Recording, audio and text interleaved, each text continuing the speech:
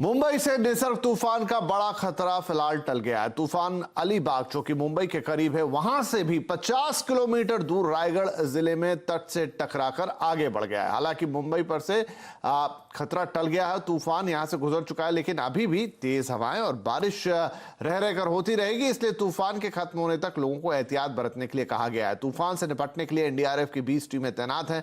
इसमें मुंबई में 8 टीमें, रायगढ़ में 5, पालघर, ठाणे और रत्नागिरी में 2-2 टीमें रखी गई हैं। इस खबर पर और डिटेल से बातचीत करेंगे हमारे सहयोगी मनोज कुलकर्णी हमारे साथ हैं और आईएमडी के डीजी मृत्युंजय महापात्रा भी हमारे साथ होंगे। लेकिन पहले हम चलेंगे मनोज के पास।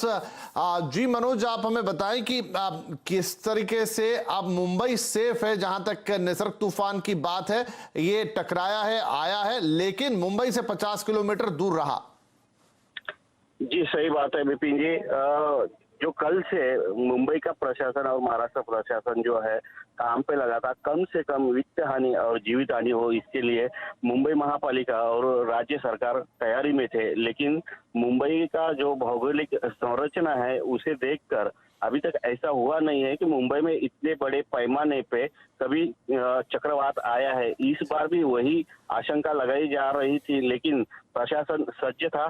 तो इसी को लेकर मुंबई से जो लगभग 50 किलोमीटर दूरी से ही अलीबाग से ये साइक्लोन जो है पुणे और पुणे से फिर नासिक वो एरिया में, पश्चिमी तटीय एरिया में निकल गया है। इसकी वजह से मुंबई के ऊपर जो आने वाला भारी संकट था वो तो निकल गया है।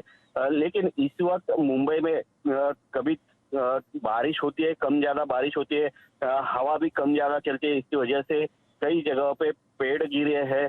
प्रशासन जो है वो पेड़ निकालने के लिए काम कर रहा है। लेकिन एक जो मुंबई का समाधान की बात है, ये जो चक्रवात है ये निकल गया है। जी, तो दर्शकों को यह साफ कर दें कि देखिए, जैसा मनोज बता रहे हैं कि मुंबई से 50 किलोमीटर दूर, इनफैक्ट अगर आप मुंबई से दूरी नापे तो यहां से अलीबाग भी 30 से 40 किलोमीटर दूर, एक मोटा डिस्टेंस, और उसके अभी 50 किलोमीटर आगे, तो उतनी दूरी से ये तूफान निकल गया। लेकिन आपको ये ध्यान देना है कि मुंबई में तेज हवाएं अभी भी चल रही हैं, पेड़ गिरने जैसी घटनाएं हो सकती हैं, कई जगहों पर हुई भी हैं, और साथ में बारिश भी रह रहकर आ रही है। ऐसे में आपको जब तक ये तूफान का जो टाइमिंग है, ये शाम 6 से 7 बजे तक दिया गया है, जब तक ये खत्म नहीं हो जाता आपको एहतियातन घर के अंदर रहना है।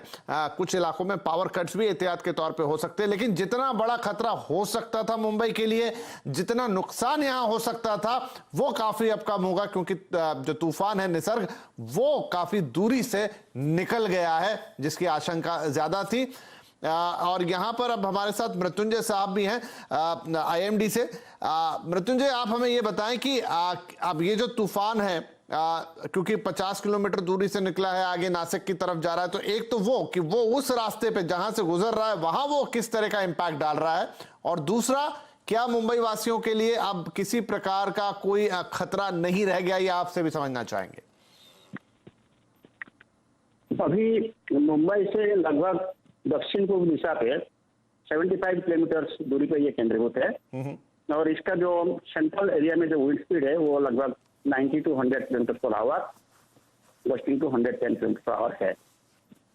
इसको नजर में रखते हुए आप मुंबई की बात करें तो मुंबई में अभी सदर्न मुंबई में स्पेशली आपका विंड स्पीड 70 to 80 हो सकता है, जो बॉर्डर एरिया है रायगढ़ डिस्ट्रिक्ट के साथ।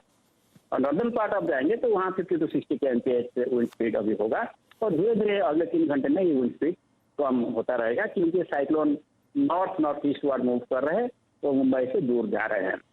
और अभी जो एरिया में है आप देखेंगे, ये पुणे, अहमदनगर, नासिक, औरंगाबाद, ये सभी जिला को प्रभावित करने वाले हैं। मगर जो जाते जाते ये वीक हो रहा है, हमारा उम्मीद है कि ये जो सीवियर साइक्लोन स्टॉर्म अभी है, अगले 3 घंटे में ये एक साइक्लोन स्टॉर्म में, और बाय मिडनाइट ये साइक्लोन स्टॉर्म से एक डीप डिप्रेशन हो जाएगा। सो मिडनाइट तक जो टाइम है, ये टाइम पर जो मध्य महाराष्ट्र का डिस्ट्रिक्ट जैसा है, पुणे, अहमदनगर, नासिक, औरंगाबाद, वहाँ विंड स्पीड 60 to 70 kmph होने का हम उम्मीद कर रहे हैं। राइट, तो पुणे, अहमदनगर, नासिक, जी सर बताएं। मगर वो विंड में ज्यादा कुछ नुकसान नहीं होता है, डैमेज स्ट्रक्चर तो नहीं होता है ज्यादा कुछ, तो इसकी ब्रेकिंग हो सकता है, कुछ लूज स्ट्रक्चर गिर सकता है, और छोटे मोटे जो ट्री होता है जैसे बनाना, पपैया, ड्रम स्टिक, वो सभी नुकसान होता है विंड स्पीड पे।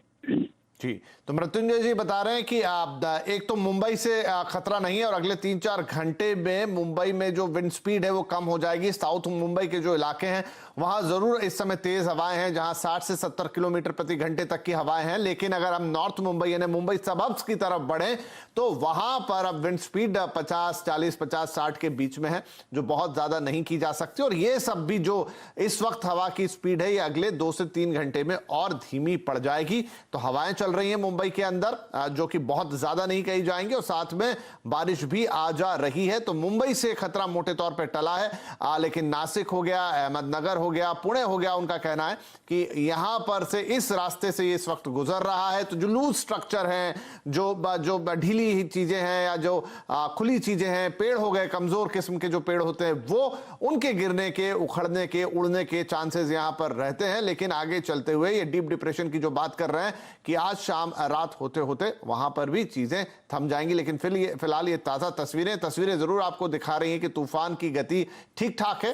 ये तस्वीरें रायगढ़ और उसके आसपास की है जो बता रही है कि जहां हिट हुआ। लेकिन ये मुंबई की तस्वीरें देखिए, ये भी ताजा तस्वीरें ही हैं।